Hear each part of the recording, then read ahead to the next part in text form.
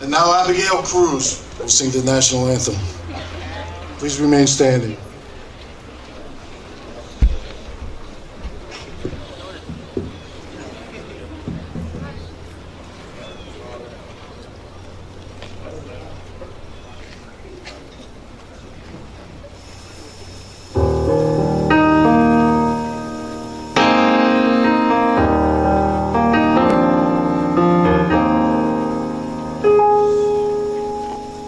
Oh, say, can you see by the dawn's early light what so proudly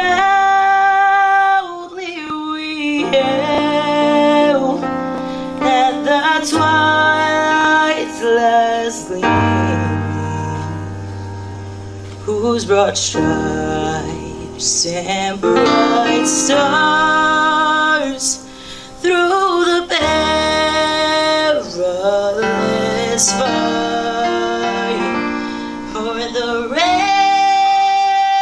ramparts we watched were so gallantly streaming,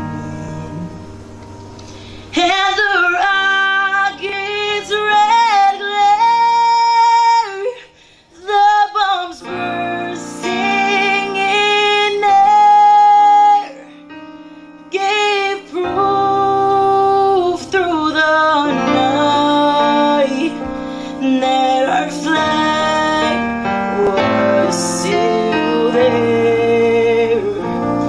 Oh, say does that star-spangled banner yet wave o'er the land of the free and the home of the brave?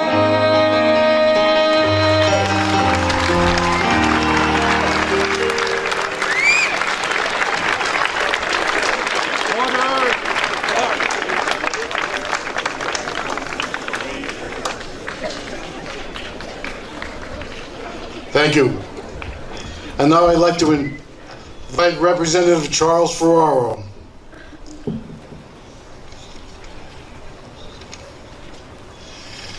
Good morning. Great to see everybody out here on such a solemn and yet unified day. I was struck by the words of Principal Zito and by our Mayor, Blake, who described the events of that day, I thought, pretty well. And those that experienced it would agree that there are times in our lifetime that we remember that we will never ever forget. For me, there were two such days. It was the day that President John F. Kennedy was shot, assassinated. I was in the 5th grade. I'll never forget that day. They dismissed us from school early. And as I walked home that day, I walked by all the adults, and not a single dry eye, not a single person wasn't crying on the streets that day.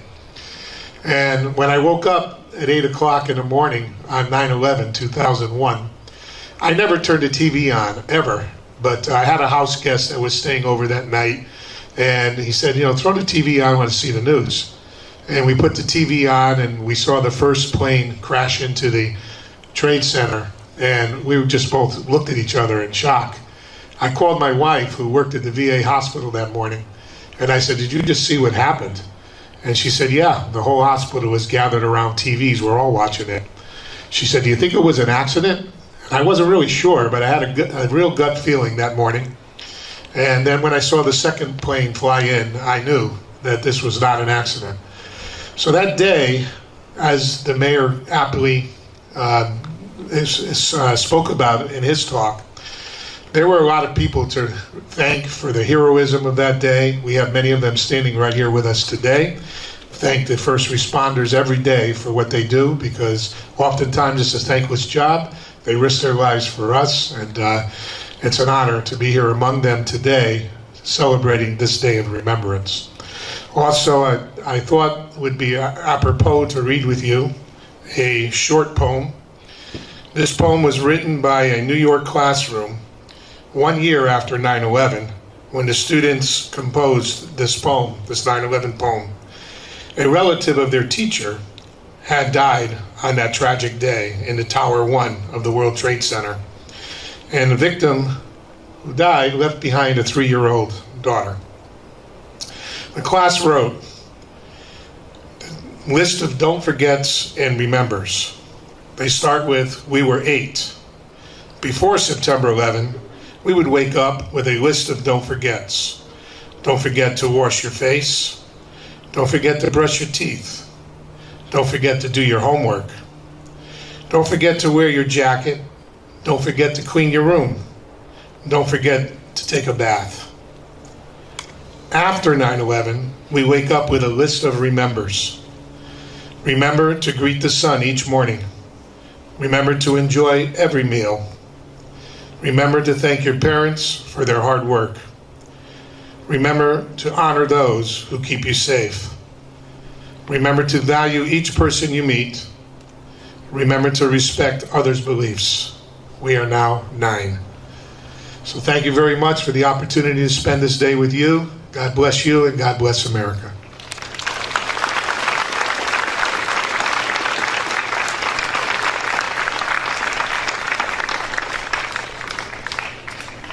And now, I'm happy to introduce Representative Pam Stanesky.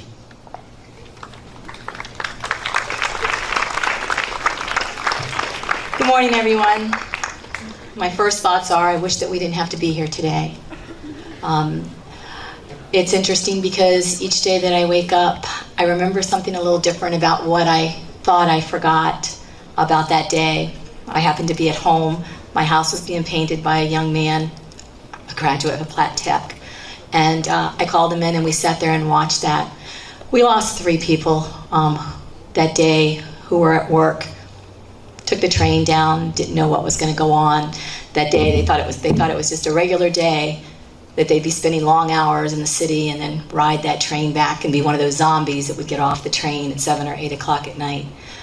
I knew those 3 gentlemen. I also knew many others who perished that day. And I thank our first responders who went down to help their brothers in blue and their sisters in blue and rescue and just take care of and be there for bonding efforts. And we're not here today because we want you to come out and listen to us speak. We are here today, as the previous 3 speakers said, to remember and not to forget this. Because one thing I do remember this morning is we live in the greatest country in the world, and we should never forget that. And what struck me as I was driving over here is I had the news on and I'm listening to them read the names as they do every year since this tragedy in New York City, is that it's the kids who are reading the names of their loved ones they lost. Those who are about your age or younger, who probably get up every day and say, I don't know why this happened. How did I lose my father or my uncle? And that is why we're standing here. We're standing here because we need to help you remember. We need to remember that we are the greatest country in the world. And I'd like to leave you with one last thought that comes clear to me. For what must live in infamy, absolutely will remember the 11th of September. Again, God bless you, God bless Milford, and God bless this country.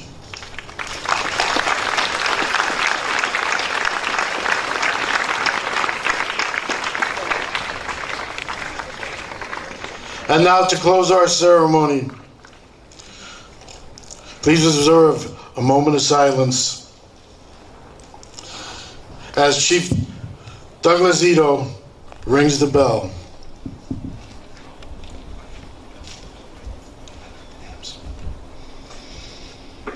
Avnish Patel.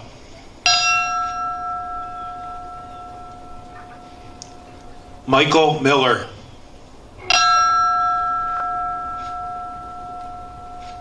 Seth Morris.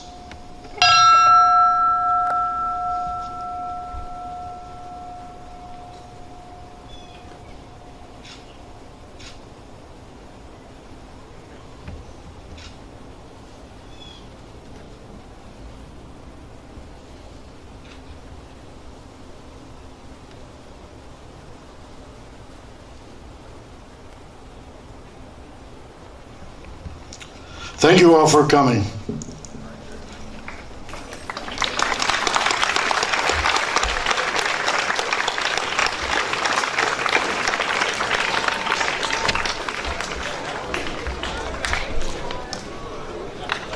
Honor guard. Pull out. Teachers, at this time, you can escort your classes back to class.